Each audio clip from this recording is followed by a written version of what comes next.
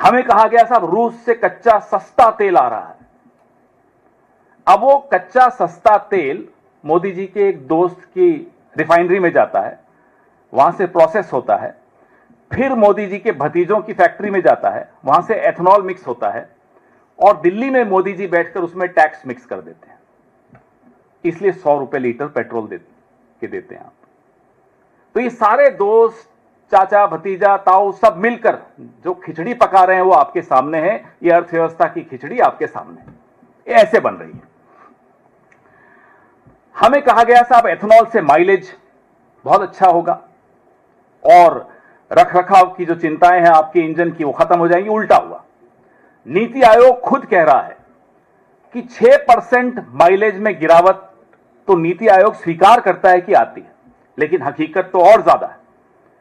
2023 से पहले जितने इंजन हमारे यहां बने हैं, they are not compatible with ethanol fuel. Engine damage हो रहे हैं, हमारी आपकी मेहनत की कमाई बर्बाद हो रही है, लेकिन किसी को कोई फर्क नहीं पड़ रहा, किसी को कोई चिंता नहीं है, क्योंकि चोरी की गद्दी है।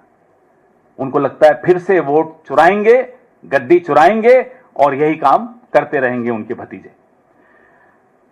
अब E30 की भी बात हो रही है। हमारी आपकी चिंताओं की कोई चिंता नहीं उन लोगों को। हमने जब सब आप लोगों ने आवाज उठाई कि साहब इंजन डैमेज हो रहे हैं, हमें माइलेज कम मिल रहा है, तो बोले ये तो पेट्रोलियम लॉबी कर रही है। ये गडकरी जी कहते हैं, उन्हीं के वर्ड्स हैं कि पेट्रोलियम लॉबी की तरफ से आवाजें आ रही हैं। अरे साहब, ये हमारे इंजन से आवाजें आ रही हैं, हमारी जेब से आवाजें आ रही। ये कोई पेट्रोलियम लॉबी के लोग नहीं है हम और आप। हम तो पेट्रोलियम लॉबी के शिकार हैं, अब हम एथेनॉल लॉबी के भी शिकार हैं। आम नागरिक तो हर जगह से परेशान किया जा रहा है, पेट्रोलियम लॉबी भी और एथेनॉल लॉबी भी और वोट चोर भी, सब परेशान कर रहे हैं।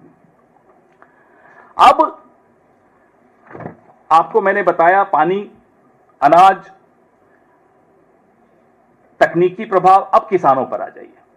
किसानों का हमें कहा गया साहब ये एथेनॉल की वजह से उनकी आय 2022 में दुगनी हो जाएगी। वो हकीकत भी आपके सामने है। किसानों को नहीं मिल रहा। शुगर केन की जो बड़े बड़े लोग हैं उनको जरूर मिल रहा है लाभ, गडकरी जी की बेटों की फैक्ट्रीज को मिल रहा है लाभ। किसानों को इसका कोई लाभ ट्रांसफर नहीं हुआ। उल्टा ग्रेन्स, अनाज सस्ते में उनसे लिया जा रहा है एथेनॉल बनाने के लिए। वो लाभ भी किसानों को नहीं मिला। चावल हो या गेहूं हो, उसमें किसी का लाभ जो एथेनॉल में अनाज जा रहा है किसानों को नहीं दिया गया। उनको जैसे सस्ते पेट्रोल से लाभ हमें नहीं हस्तांतरित हुआ, नागरिक को, कंज्यूमर, उपभोक्ता को, वैसे ही इसका भी लाभ किसानों को नहीं ट्रांसफर हुआ। यह भी लाभ जिनको लेना था वो ले गए। पर्यावरण के बारे में मैंने आपको बताया। जो जितने एथेनॉल की डिस्टिलरीज हैं ये लाल श्रेणी, रेड कैटेगरी के प्रदूषक हैं। जो सबसे डेंजरस, सबसे एक्सट्रीम कैटेगरी है पर्यावरण के लिए नुकसान पहुंचाने वाली कैटेगरी, वो है रेड कैटेगरी। ये उस रेड कैटेगरी में आती हैं एथेनॉल की डिस्टिलरीज।